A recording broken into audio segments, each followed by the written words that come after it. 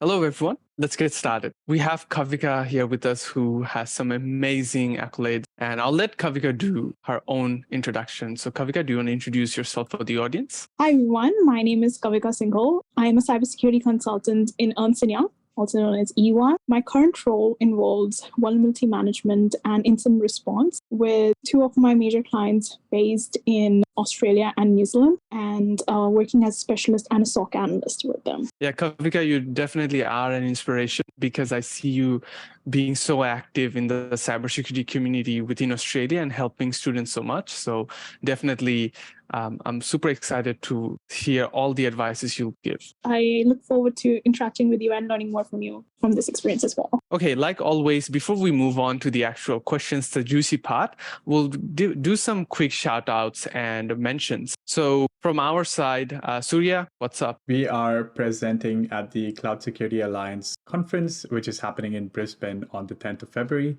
So if any of you are out there, please feel free to meet us and let's have a chat. Kev, do you have any other announcements? Yeah, looking forward to the Brisbane one because I was looking at the speakers list and a lot of very senior people are going to be there. Yep. And it's going to be very dedicated to cloud security, of course. The other one we have is we are also going to be at ISA Canberra, also giving a talk. So if you're going to ISA Canberra later in March from 20 to 22nd, please hit us up. More than happy to get introduced, have a chat. In both of the places, both Brisbane and Canberra, our talk is going to be on container security. So how to create incident resilient containers. So that's going to be the topic. So if you want to have a chat, definitely down for that or just anything in general. Yeah, with that, I think we can move on. With the announcement out of the way, cool, let's jump on to the first question. The first question I basically have, it's more to hear your story, both Kavika and Surya, because I know a lot of international students are here, especially in Australia. It's a good motivation for people to learn from other stories, what kind of path different people take, because I'm pretty sure a lot of people can resonate with that, as well as they can maybe get some motivation or inspiration from the path you've taken as well. So Kavika, do you want to kick us off? We're very interested to hearing your story on how you got yourself into cybersecurity. Thank you. I think each story as an international student is important. Mine is quite different from what I've heard from my peers. I came in 2019 as an international student. I completed my high school in India, and I thought of doing a degree in cybersecurity from Western Sydney University. And the only thing that I had at that point of time, I don't belong to an IT background. I didn't have much of a coding experience, which people think that they require. The only thing that I wish to have was I was curious about the field. I was very curious about it. I had a deep interest in criminology. And that's what drove me to choose cybersecurity and behavior. That is the name of my course that I did with my university. The first thing that I witnessed within the industry was I didn't know how to interact with people at first, how to be professional, basically. And as an international student, I think that's the first thing that you need to learn. Also, as a student that has graduated high school, I think that's the first thing that you get to know that, okay, that there's a difference between the life of a student in school and the life of a student in university. That's the only thing that I had, was curiosity to learn more and just to know. That curiosity led me to go to networking events, get myself out there, introduce myself, engage with the community, that's the cybersecurity community. At that time, there were less events for cybersecurity. Now there are much more. I used to go to meetups. I used to interact with people, know about their experiences, know about how their job role is. As I started interacting, I started volunteering with a lot of initiatives within my own university and a lot of companies. One of them was Microsoft Student Accelerator Program. If you were part of the program, I got introduced to you to there. I think it's one of the starting points of my journey as a professional, I would say, in Australia. And it gave me an edge towards understanding how the professional world works and how technology works in itself as well. And while I was studying in my university, I was trying to apply the concepts that I had learned in the university within workplaces as I started gaining more internships, getting internships. At the end of my university, I had completed 3 internships with 3 different companies. each with different backgrounds. My first internship was as a consultant. My second was as a cybercrime investigator, and the third was as a corporate operations engineer. Each gaining different experiences within each internship, and while volunteering on the side to understand how it actually impacts, how cybersecurity has a huge impact on human beings. Slowly, while gaining experience, I started learning a bit more about the industry. But as I gained a full-time job in July last year, I understood that you never stop learning within the industry. I think there's never a point where you are like, okay, now I fully know. Even though like I learn a lot every day, I still hesitate from calling myself an expert sometimes because I feel that, okay, there's a lot that I need to cover. So yeah, you are a lifelong learner in the cybersecurity industry, and that's been my journey. That's certainly really cool. So what I can sort of recall and understand is basically you had a lot of curiosity that led you to giving yourself to more exposure. And the way you did was putting yourself out there in different meetups, different events, and you were trying to get and interact and learn from people a lot. You mentioned things like asking people on what their role is, what things they do. And then eventually by increasing the exposure, you eventually got an opportunity, what was the Student Accelerator program. And once you had some sort of platform to leverage yourself on, you gain more internships and more experience. And it's the snowball effect, right? And then you eventually landed your role into cyber. Yeah, that's definitely a very good way to enter the industry for sure. So yeah. Thanks, Kev. So my journey in cybersecurity started back in Dubai, where I worked for a year and a half as a security engineer within a fintech firm. That was a great learning experience, a great platform to build my base in security. After that, I came to Australia to do my master's in IT. I did a minor specialization in cybersecurity.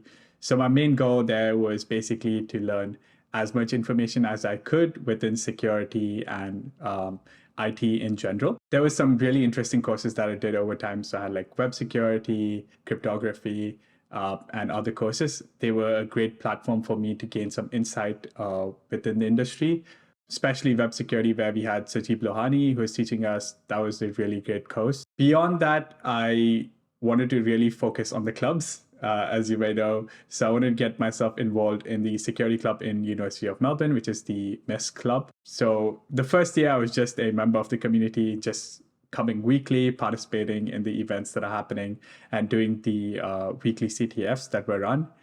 And the year after that, I was like, okay, let me get myself into the committee itself. So I applied for a role and was selected as a general committee member. And that's where I got to meet Kev. That was a great starting point. And yeah, from there, I was basically one of the education officers in the MES club. So my goal was basically to present on certain security topics on a weekly basis or bi-weekly basis. So we'd come up on topics on web security protocols, XSS, and so on. It was a really great platform to push myself to learn new topics in security. And as you mentioned earlier, self-learning is a lifelong process in security. You're always learning new things, even today.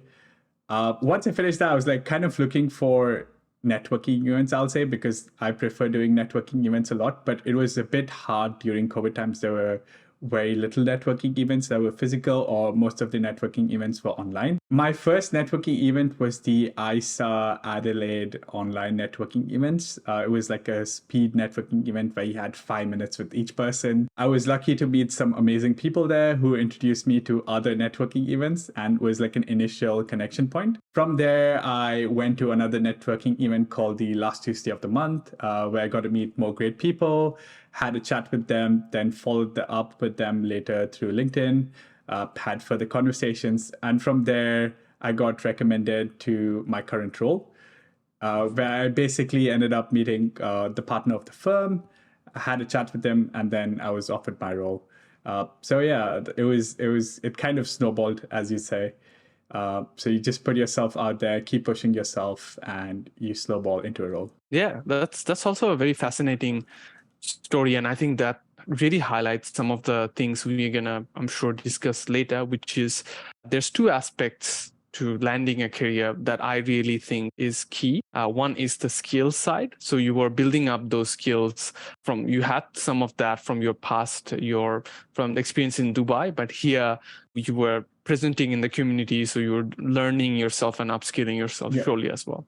In parallel, there's the networking aspect, like networking and knowing people. It's pretty much preparation, meeting opportunities. So you have the technical skills, but technical skills, we will soon see that they're not just enough to get you the entire way. So networking gave you that opportunity to really showcase your skills. And pretty much I'd add a key point on networking is the follow-up. So a lot of people just do the connection standpoint. So it's also very important to follow up with the person beyond the networking. I agree with that. That's how you build the actual connection. And that's how you can use those connections, I would say. Absolutely agree. I think it's not just attaining that connection, but also creating a relationship. That's very important.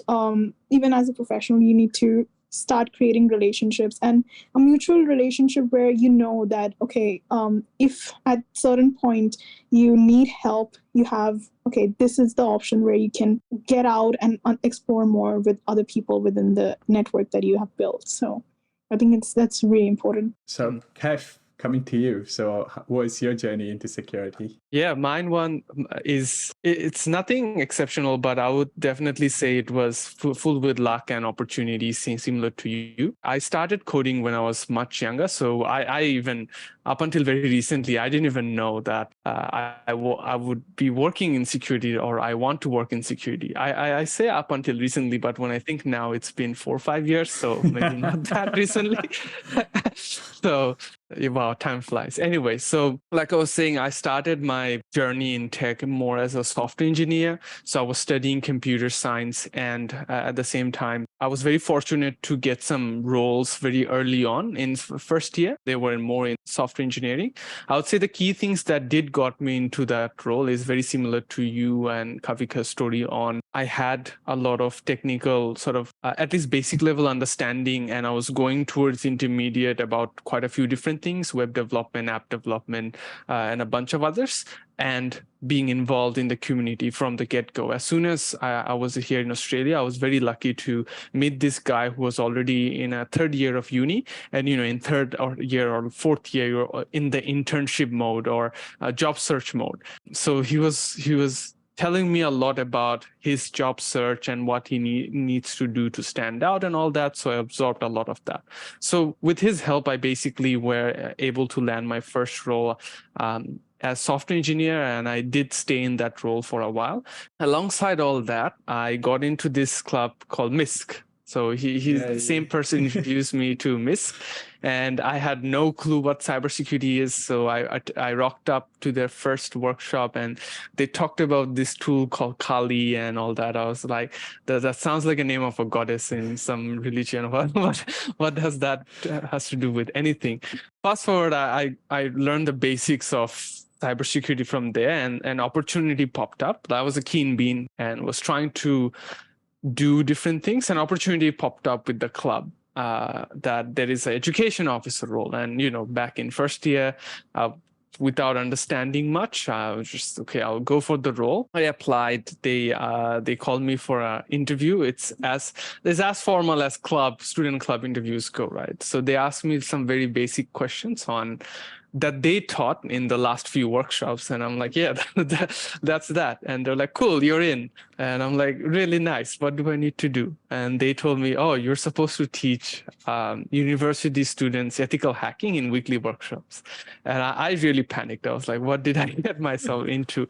And basically, I had 2 options: either just say that, hey, I can't do it, it's above my pay grade, or try to, I won't say fake it till you make it, but try to pretty much learn on the spot and deliver and save face. So I chose the latter, and every week I was Googling in YouTube, like hacking computers. Literally, that's what I searched for. Whatever tutorials come up, I learned them and I put them on a PowerPoint and go present. And in the first few workshops, I would just have my fingers crossed that no one asks any questions, right? Because whatever I have presented, that's all I know, nothing else. So if you ask me follow-up questions, I'll be blank. But I had to do that for the whole year, week in, week out, and slowly I got more and more familiar with cybersecurity, and the more I was getting familiar with it, the more I was liking it. So it was not necessarily love at first sight, but it was a gradual development of passion for the industry. And I think there is a strong connection of what we say we're passionate about and how good we think we are at that particular thing. And it's not just my opinion, it's just something that is out there in research as well. And because I was forced to learn and teach cybersecurity, I got comparatively better at it than my immediate peers who are maybe studying computer science and do not have as much exposure. And following the same theory, I started liking it more and more. And that's where I saw a job opportunity come up where it was basically a cybersecurity internship. Again, I reached out to other people, asked for advice on how I should best prepare, do a lot of mocks, and fast forward, I landed an internship. And I really believe that the first job is the hardest to get in any industry when you're trying to get into that industry. Once I got that first job, again, snowball effect, things got much easier. And yeah, that's where my journey has led me to my present role. Long, short answer of that. Thanks, Kev. So let's go to the next section. So Kavika, what do you think are the best strategies or actions for international students to take to get a career in cybersecurity? Oh, that's a really good question, actually. There's no particular pathway to get into cybersecurity. I believe that. I believe that each person has a different personality, a different way of thinking as well. However, I feel that there are two things that meets, and I think I've highlighted that in the beginning of the talk as well. That first aspect is you developing a knowledge level of the field, gaining a bit of give that a bit of time. Anything that you learn, give that a bit of time, know what it is about. And the second aspect is building relationships, networking. Yep. So I think these two are the most important things that any international student needs to take forward while they are beginning their journey within cybersecurity. I won't say that, okay, do a degree in cybersecurity. I think that's not a big necessity. Yep. I have done a degree. I don't think that's a huge thing of okay, it's a necessity. A lot of people, like for example, Kaif mentioned that his degree is in software engineering. However, there was another aspect of computer science where he wanted to explore, and he did. That's why I feel that once you get a bit of knowledge around cybersecurity, the different niche areas within cybersecurity as well, there are many areas within cybersecurity where you can build a career and gain your first job. As Kaif mentioned, that gaining the first job is a kind of tough role. But as you get into the industry, it's easier to mold yourself within different aspects of cyber.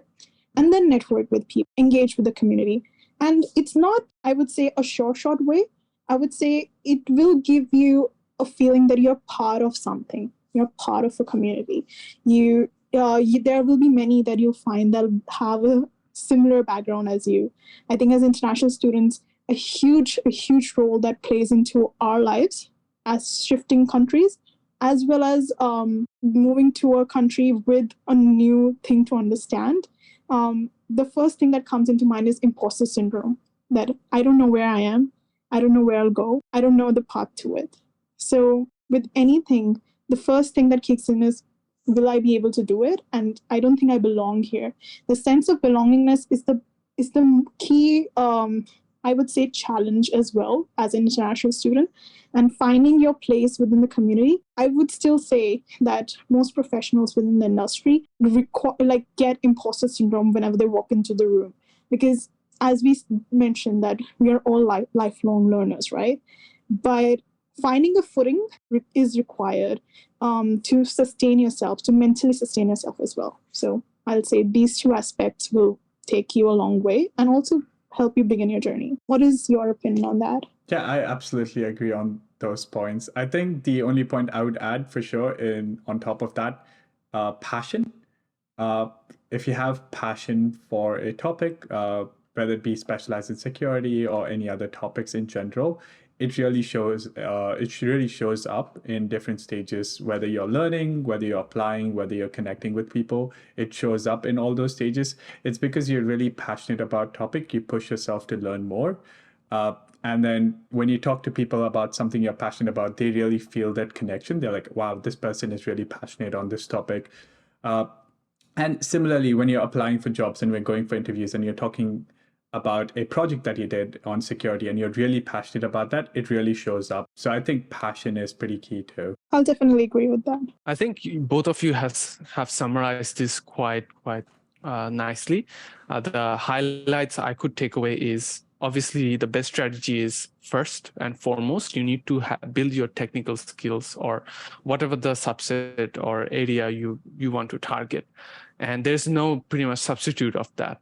It can be in different ways, whether it's doing things like Try Hack Me, Hack the Box, CTFs, tutorials, books, podcasts, whatever your choice of medium is, you need to do it. The second one was networking. Again, we have already highlighted that, the importance of that. And thirdly, Surya, you also mentioned that showcasing your passion.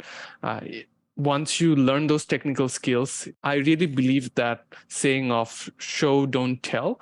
If you say that you're passionate about cybersecurity and you're showcasing it via different things, whether it be writing blogs, whether it be being part of a student community and engaging with the peers and trying to get them interested, or whatever the format it might be, there needs to be some sort of evidence rather than just you saying, I'm passionate about it, right? Because in the interviews, people will ask, oh, you're passionate about the cybersecurity? Tell me more. What have you done? Why are you passionate? And what makes you passionate? So be prepared to answer those things. I think you have summarized it quite well.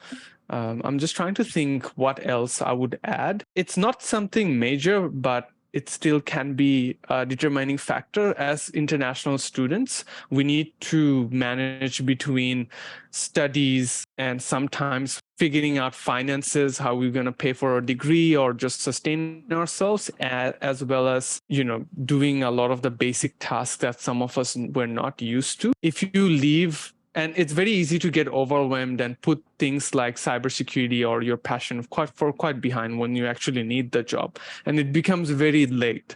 So I know it's just asking something like, oh, try to fit it in within your already very packed schedule. But from the very get-go, you need to be mindful of the fact that as an international student, to stand out and get that role, you need to be putting in extra effort or extra commitments towards cybersecurity. And it's much, much better you know that from the get-go and try to do it over the span of your degree rather than in your last semester when it suddenly hits you. So starting early and in your degree is my best advice. But even if you haven't started early, this is your last semester or last day of uni, that's completely fine. It's never too late. The things we have mentioned, you should yesterday was the best day to start it. The next best day is probably today. That's the saying goes. So I'll actually agree with that on a lot of levels. And I'm happy that you mentioned the thing about finances, actually, because I personally feel that yes, a lot of luck factor and opportunities, right place at the right time came into being in my case. However, when I talk to a lot of people who are international students who have made it as specialists within the industry, I feel that there are ways around that. And also to give a bit of the finance journey, because I know as an international student, there's a survival that you need to do as well, right? It's not just that, okay, you can follow your passion as well, but there's another aspect of survival which a lot of people don't talk about. For example, the first job that I got in Australia was as a customer service representative in Domino's, and it's fairly a first level job that any international student gains. And I believe my communication skills, or the way that I talk to clients today, a huge part of it comes from the way that I interacted and I learned interaction within my Domino's role. That's one thing that I feel that added to it. So another thing that I feel that a lot of people start off getting IT roles within small and medium businesses, and they feel that they want to get into cybersecurity, but they don't have enough time or maybe money to get into it. So I believe that even in an IT role, my role as a corporate operations engineer, I felt that I built the foundations of how information technology works in general. And that helped me to get more interested and understand the cybersecurity industry a lot more.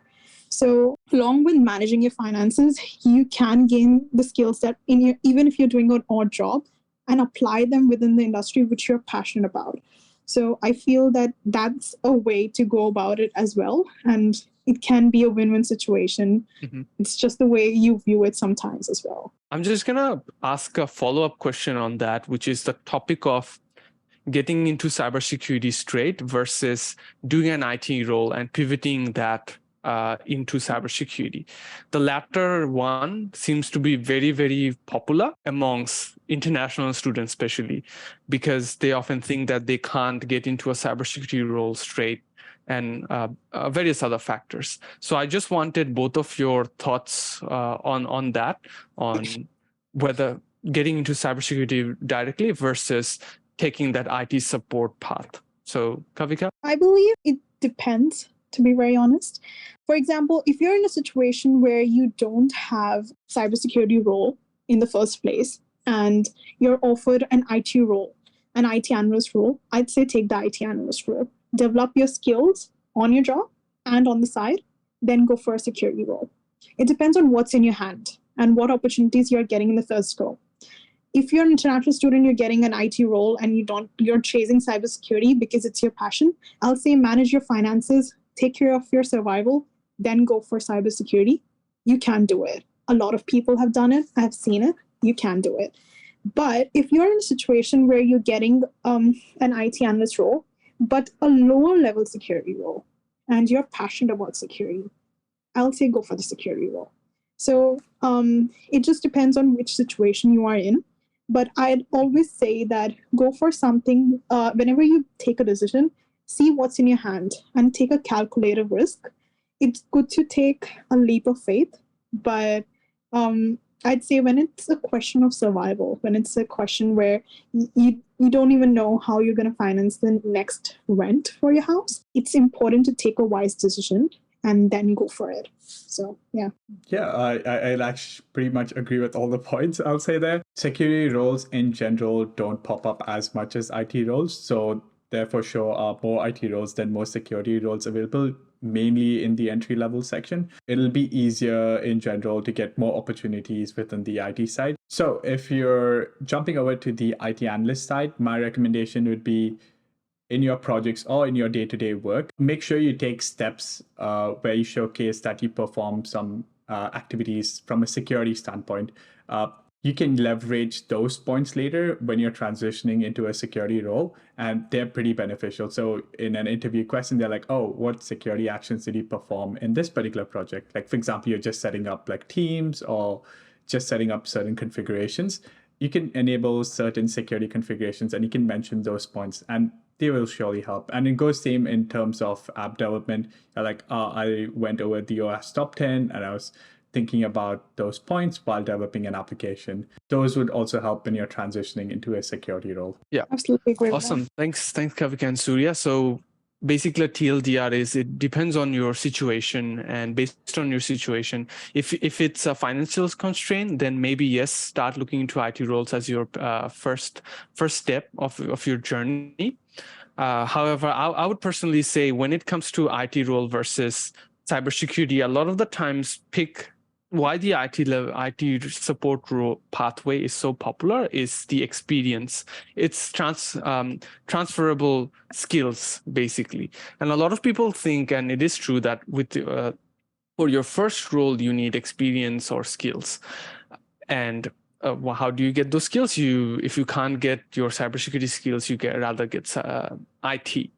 Now, the only thing I would say is if you don't have financial constraints, don't jump into IT role straight. Instead, try to build your cybersecurity knowledge base and skill set.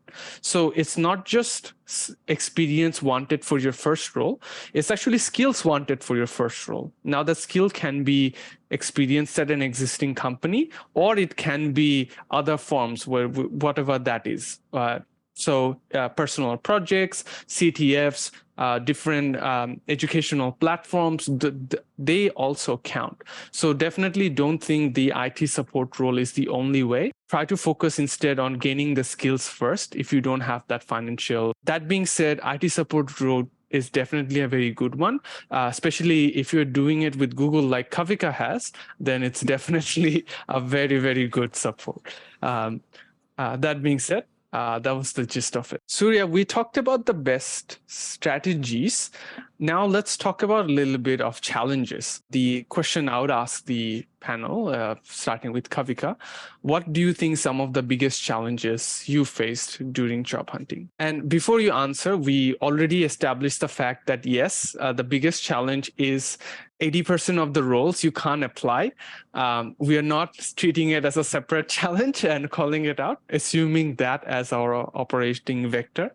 What are some of the other challenges and how did you overcome that? With each industry, they have their own challenges, and it's just about acceptance and knowing that the dial just turned out to be a few years later rather than today. That's it. That's the only assurance I can give to any international student that is applying for a role that they wish for and they are not able to get it because of their residential status. I'll divide the challenges into aspects as well. First are the core challenges that you face in cybersecurity, which are majorly related to job hunting. And the second challenge will be a mental block. I think talking about the mental block is highly necessary because that's one thing that prevents us from actually taking the plunge and doing it. So the first challenge that I'll say is how to actually gain experience within the industry.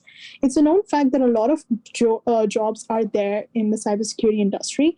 However, getting the first entry-level job, as I've mentioned several times in the talk, is a major challenge. You can gain experience through Hack the box. Tell about those things, tell about those challenges that you're faced while doing that. Virtual internships are also a way to go about it. One thing that a lot of people forget to do while they are writing their resumes is that talking about the small projects that they do in university. Instead of highlighting the subjects that you have done in uni, it also tells about what you did in those subjects. What was the kind of experience you gained through those projects in your resume? So that's one thing that I feel that a lot of people miss out when they're writing a resume. The second part of the challenges that you can face while job hunting within cybersecurity is the mental blocks. I feel that, and I believe that these were certain blocks which I faced throughout my journey as well.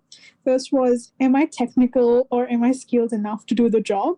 That's a huge self-criticism that anyone... it's very normal to have. It's very human to have. But you criticize and you reject yourself before anyone else does. And I know Kaif is smiling because he was the first one who told me that. Good to see a full circle. You need to know that within a job role, you learn on the job as well. Companies want employees who are willing to learn and putting the effort to learn. So those are two mental blocks that I face personally. Pretty insightful. That was very insightful and very expensive. Thanks, Kavika. I agree with the majority of the points Kavika said, or all of it actually. The only points that I would add, like other challenges that I face personally, the first one is like facing rejections. It's okay. You would not get every opportunity that comes by. You would not be accepted to everyone. You have to face it and you have to look for ways that you can improve, like look at what went well, what did not go well, take those into consideration and then improve for your next application. The other one that I seem to have at the start of my journey is tunneling. So I used to tunnel into thinking that the only way I could get a job into security is applying jobs online. So I used to make like lists, start tunneling in, start applying to all of them. That did not work that well for me, to be honest. While I was improving and getting better rates of success later, I felt that I was too focused in a singular method. So I would say diversify, and the main way to diversify is to network, get connections, get references. Those make your lives easier when you're doing an application process. You can skip some of the early steps and go ahead into the next stages, which is really useful. And yeah, that's pretty much it. Thanks again, Surya. I would say you guys have not left anything for me to talk about and have covered majority of the things. So I'll actually backtrack and maybe talk about the major challenge, which is 80% of the jobs are typically blocked out from us. What do we do about it? Firstly, I would say it is it is a big mental hurdle to sort of overcome. There's no doubt in that. So take your time, how much time you need to sort of accept the fact. There's no point rejecting. Moving after that phase and into the jobs, I would say the two things that helped me the most is first, taking it long term, understanding that finding a job is not just in a few months of factor. To get the sort of the ideal job, which I'm really passionate and proud about, that's going to take months and if maybe even years. So being able to accept that fact and taking it long term is a big challenge I see a lot of people take, because what a lot of people do is they get super motivated, super committed, do all out job hunting and in career stuff for 2 weeks, get burned out, and they're like, okay, time to switch careers. So it's really easy to fall into that trap. Another common pattern I see is clout chasing. And what I mean by that is only caring and applying to big companies and just keeping it as your circle of focus. So the issue with bigger companies is, in contrast to the common intuition that they have the resources to actually hire international students, most of the times, because of different reasons, they're the ones they will be not accepting international students. So your bigger names like your major banks, a lot of consulting firms, a lot of mega software companies, you'll think that they accept international students, but unfortunately you'll see that as a no, and that is very heartbreaking. Only focusing on big companies is a big issue I see, because again, those companies do most amount of promotion. So it's not entirely your fault as well that you veer towards that, and you'll see majority of your peers is talking about them. I would say in these kind of situations, especially for international students, something Kavika mentioned, that the knob, just dialing it a few years later. What I'm sure what she was talking about is, yes, you will get your shot at those mega companies, but you just need to wait a few years until things are a bit more stable and you have a bit more experience under your belt. Being mindful that small family-run businesses, SMBs, places that you wouldn't think as your first priority that comes at your mind, you need to be looking for those places as well. And now, how do you get jobs there? Again, networking. A lot of those places, they don't operate like those bigger companies where they post 200 jobs and hires a bunch of people. They often go by referrals and verbal references, much more. Yeah, so I can honestly talk about challenges one after another, but I would say those are the two ones I especially wanted to call out, apart from already the good ones Kavika and Surya have mentioned. I think we pretty much covered all of it. Yeah. Awesome. Cool. With that, I think we will pull the curtains on the part 1. And yes, this will be one of those videos where we have decided to break the content down and make 2 separate videos, because we just had so much ground to cover in this video so far. We have talked about things like our individual stories, the best strategies, challenges, and much more. And in the next one, we'll be doing a Mythbuster edition where we'll be taking different common myths and misconceptions and just going through our opinions, as well as finally sharing tons of useful resources that really helped us out. So definitely check that video out. And yeah, thanks again to our audience for joining on this one. We really appreciate your time and hopefully you enjoyed it. See you in the next one. See you guys.